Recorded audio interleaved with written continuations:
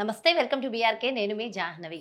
మనతో ఉన్నారు శ్రీపాద శ్రీవల్లభ దత్తపీఠ వ్యవస్థాపకురాలు, దత్త ఉపాసకురాలు శ్రీమతి లతా బోట్ల గారు. నమస్తే అమ్మా. నమస్తే జాహ్నవి. అమ్మ, అయితే బోనాలు మొదలవుతున్నాయి కదా. సో బోనాలు అనగానే చక్కగా ఎంతో మంచి వైబ్స్ వస్తూ ఉంటాయి. అసలు బోనాలు ఎందుకు జరుపుకుంటాం, అది చేయడం వల్ల కలిగే ఫలితాలు ఏంటి? అసలు ఈ బోనాల్ ఫెస్టివల్ అనేది మన హైదరాబాద్ సికింద్రాబాద్లో 1813 సంవత్సరంలో మొదలైంది, 18th సెంచరీలో. అప్పుడు ఒక ప్లేగ్, భయంకరమైన ప్లేగ్ వ్యాధి మొత్తం సిటీని వ్యాపించేసింది. ఎంతోమంది వేల సంఖ్యలో ప్రాణాలు కోల్పోయారు ఈ ప్లేగ్ మహమ్మారి నుంచి. అప్పట్లో ఇలాంటి వ్యాక్సిన్స్, మెడిసిన్స్ ఉండేవి కాదు. అవును, దైవబలము కాపాడేది, ఎక్కువ ప్రేయర్స్. అప్పుడు అమ్మవారిని అందరూ కూడా, అమ్మ మమ్మల్ని ఇందులో నుంచి, ఈ భయంకరమైన ఈ డిజీజ్ నుంచి మమ్మల్ని కాపాడితే, ఈ వ్యాధి నుంచి మమ్మల్ని కాపాడితే నీకు బోనం ఎత్తుకుంటామని అప్పటి నుంచి స్టార్ట్ అయింది బోనం. అమ్మవారికి కృతజ్ఞత తెలుపుకోవడం, థ్యాంక్స్ గివింగ్ అని అంటాం మనం ఇప్పుడు ఇంగ్లీష్లో. కృతజ్ఞత తెలుపుకోవడానికి ఈ బోనాల్ని నిర్వహిస్తాం. ఈ ఆషాఢ మాసంలో ఎప్పుడైతే వర్షాలు పడతాయో రకరకాల వ్యాధులు సంక్రమిస్తూ ఉంటాయి. అన్నీ ఇప్పుడు మనం చూస్తున్నాం, కొత్త కొత్త వైరస్లు, డిజీజెస్. ఇలాంటి వ్యాధులు బారిన పడకుండా మమ్మల్ని కాపాడు, మమ్మల్ని చల్లగా చూడు అని చేసుకునేదే ఈ బోనాల పండుగ. తల్లికి బోనం ఎత్తుకొని తీసుకెళ్ళి అక్కడికి వెళ్ళి అమ్మవారికి చీర పెట్టుకునే వాళ్ళు చీర పెట్టుకుంటారు, బోనం చేసి ఎత్తుకునే వాళ్ళందరూ బోనం ఎత్తుకుంటారు. అసలు ఎంత కనుల పండగగా ఉంటుందంటే జాహ్నవి, ప్రతి ఇంట్లో కూడా బోనాలు జరుపుకుంటుంటారు. బోనాలు అనగానే తెలంగాణ ఆడబిడ్డలందరూ కూడా చక్కగా బోనం ఎత్తుతారు. చక్కగా అది చూసి చాలా మంది ఆంధ్ర వాళ్ళు కూడా ఇన్స్పైర్ అవుతున్నారు. అంటే కేవలం ఆంధ్ర వాళ్ళనే కదా, చాలా మంది మేము కూడా బోనం ఎత్తుతామని అనుకుంటున్నారు. కానీ ఆ బోనం అంటే ఏంటి, అందులో ఏ పదార్థాలు చేర్చాలి, అసలు అమ్మవారికి బోనం ఎలా సమర్పించాలి, చాలా మందికి తెలియదమ్మా. కానీ ఇష్టంగా ఉంటది. అసలు ఎలా, ఒక్కసారి ఆ ప్రొసీజర్ చెప్తారా? తప్పకుండా. కొంతమంది బోనం ఎలా చేస్తారంటే బెల్లపన్నం వండి బోనం చేస్తారు. బెల్లపన్నము పొంగలిలాగా వండేసి అందులో వేసి మట్టి కుండలో వేసేసి దానికి పసుపు, కుంకుమ బొట్లు, వేపాకులు పెడతారు బోనం. ఆ విధంగా కొంతమంది బోనం ఎలా చేస్తారు అంటే తెల్లన్నమే వేసేసి పైన పసుపు జల్లి చేస్తారు, ఉట్టి పసుపు. కొంతమంది బెల్లపన్నము, కొంతమంది పసుపుతోటి చేస్తారు. పసుపన్నంతో బోనం చేస్తారు.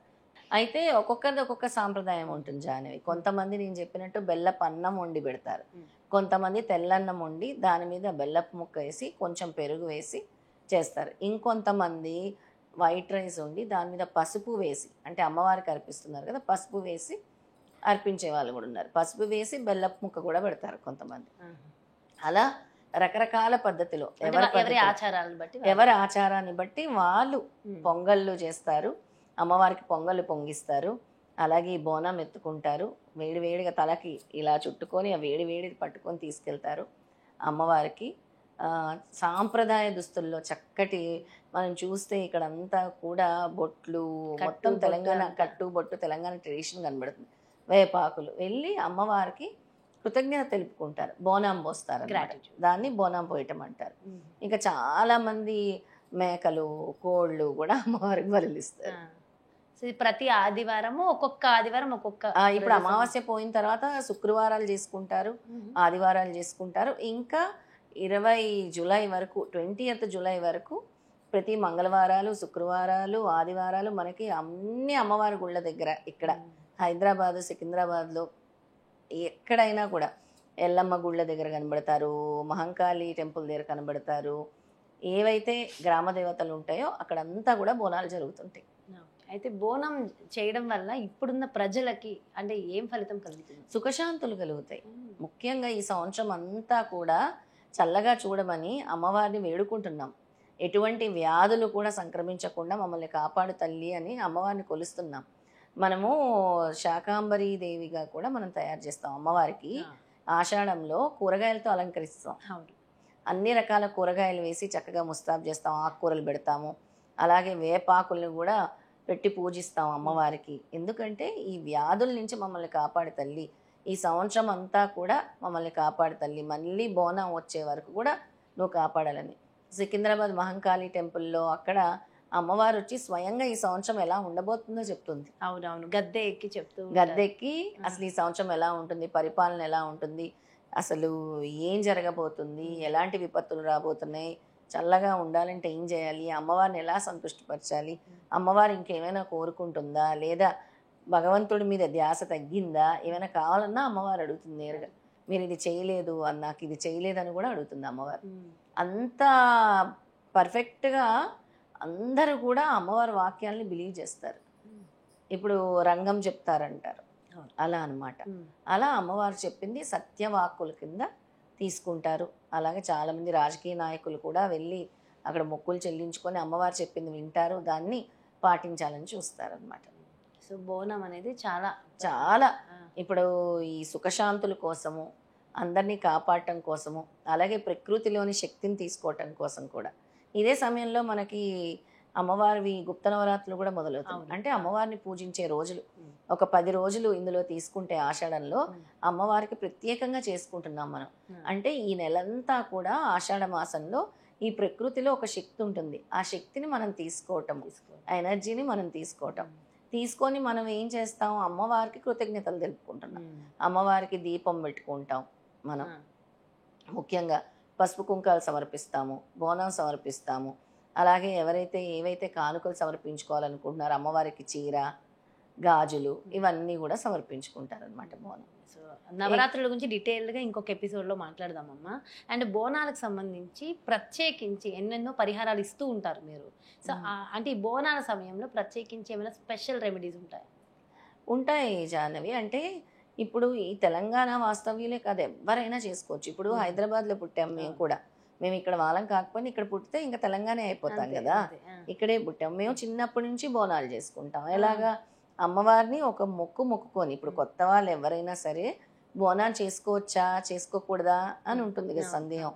వాళ్ళ కోసం ఏం చెప్తున్నానంటే, వెళ్ళండి చక్కగా అమ్మవారికి నమస్కారం చేసుకోండి, కోరిక కోరుకోండి, అమ్మ నాకు ఇది, లేదంటే సంకల్పం చేసుకోండి, వచ్చే బోనంకి నాకు ఇది తీరితే నేను చేసుకుంటానంటే తప్పకుండా తీరుతుంది జాన్. అయితే అమ్మా, ఇప్పుడు మీరు అంటుంటే నాకు వచ్చింది, నేను ఎప్పుడో లాంగ్ ఇయర్స్ బ్యాక్ మొక్కుకున్నా అమ్మవారికి. నాకు తెలుసు అది ఇప్పుడు ఈ ఇయర్కి నెక్స్ట్ ఇయర్కి కూడా అది ఫుల్ఫిల్ అయినట్టే అని అనిపిస్తుంది. మరి ఎలా ఇప్పుడు మేము ఎక్కడైతే అప్పుడు మొక్కుకున్నామో ఆ ఏరియాలో లేము ఇప్పుడు ప్రెసెంట్. ఎలా తీర్చుకోవాలి, ఏ అమ్మవారి దగ్గర తీర్చుకోవచ్చా, అదే ఏరియాకి వెళ్ళి అక్కడ మాత్రమే? చాలా చక్కటి ప్రశ్న. ఇప్పుడు ఈ మాసం అంతా కూడా అమ్మవారు సాక్షాత్ ప్రధానంగా ఎవరు, దుర్గా అమ్మవారు పెద్దమ్మ తల్లి అనుకుంటాం మనం, మహంకాళి అమ్మవారు పెద్దమ్మ తల్లి. ఒకవేళ ఇక్కడ చాలామంది ఇక్కడ వాళ్ళు గోల్కొండ కానీ మహంకాళి టెంపుల్ కానీ వెళ్ళి మొక్కులు తీర్చుకుంటారు, లేదా పెద్దమ్మ తల్లి ఎక్కడైనా ఉన్న గుళ్ళు వెళ్ళి మొక్కులు తీర్చుకోవచ్చు.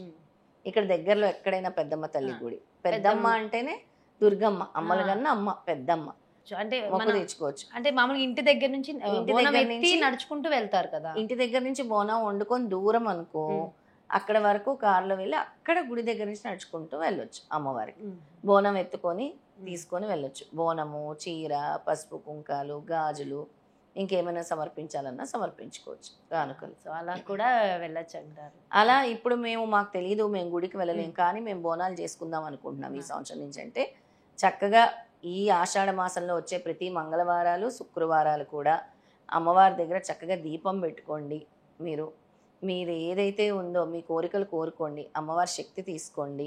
అలాగే దుర్గాదేవి మంత్రం చదువుకోండి. నేను ఇప్పుడు చెప్తాను మీకు సింపుల్ మంత్రం, అది చదువుకోండి. ఈ ఆషాఢ మాసం మంగళవారాలు, శుక్రవారాలు అలా పూజ చేసుకొని ఏదైనా ఒక నైవేద్యం, ఇప్పుడు మీరు చక్కెర పొంగలో, బెల్లం అన్నమో ఏదో ఒకటి చేసి పెట్టుకొని పూజించుకోండి.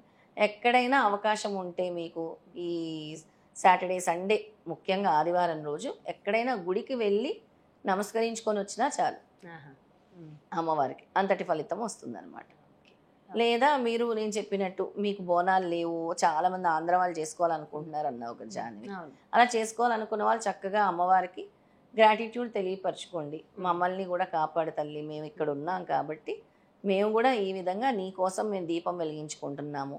వాళ్ళు కూడా చక్కగా చిన్న బింది కానీ కుండ కానీ తీసుకొని అందులో నీళ్ళు వేసి, పసుపు వేసి, వేపాకులు పెట్టి కూడా పూజించుకోవచ్చు అమ్మవారికి చల్లగా. తర్వాత దాంతో ఇల్లంతా కూడా ప్రోక్షణ చేసుకోవచ్చు. అది కూడా అది మంచిది. ఫ్రైడే, ట్యూస్డే, సండే ఎప్పుడైనా చేయొచ్చు. ఎప్పుడైనా చేసుకోవచ్చు. ఇప్పుడు మనకి ఆషాఢ మాసంలో ఎప్పుడైనా చేసుకోవచ్చు. ముఖ్యంగా మంగళవారాలు, శుక్రవారాలు అమ్మవారికి కాబట్టి చెప్తున్నాను. ఆదివారాలు కూడా చేసుకుంటారు. ఆ విధంగా చేసుకోవచ్చు. ఓకే, ఆ మంత్రం చెప్తానన్నారు. సింపుల్ మంత్రము. ఆ మంత్రం చెప్తాను. దుర్గా అమ్మవారికి అది చదువుకోవచ్చు. ఓం ధూం దుర్గాయే నమః. సింపుల్గా చదువుకోవాలంటే. లేదంటే మీ ఇంట్లో ఏదైనా ఈ బాధలు అలా ఉంటే ఓం ధూం దుర్గాయే దారిద్ర్య నాశయ నమః తీసేయమని. సో మనకు ఉన్నటువంటి దరిద్రాలన్నీ కూడా తీసేసేయమని మమ్మల్ని రక్షించు తల్లి అని ఆ దుర్గమ్మని కోరుకోవచ్చు. అది సర్వమంగళ మాంగళ్యే శివే సర్వార్థ సాధికే శరణ్యే త్ర్యంబకే గౌరీ నారాయణి నమోస్తుతే అని చదువుకున్నా చాలు. ఎంతో చక్కటి పరిహారాలు అందించారమ్మా. Thank you so much. నమస్తే. చూసారు కదా, మరి ఇది ముఖ్యంగా బోనాలకు సంబంధించిన అద్భుతమైన ఇన్ఫర్మేషన్. మరో ప్రత్యేకమైన కార్యక్రమంతో మళ్ళీ మీ ముందుకు వచ్చేస్తాను. మరి అలాగే మరి మీలో చాలామందికి ఆ దత్త క్షేత్రాన్ని సందర్శించాలని అనుకున్న వాళ్ళైనా, మన లతా బొట్ల అమ్మని ఒక్కసారి అపాయింట్మెంట్ కావాలనుకున్న వాళ్ళైనా క్రింద దానికి సంబంధించిన ఇన్ఫర్మేషన్ అందిస్తాం.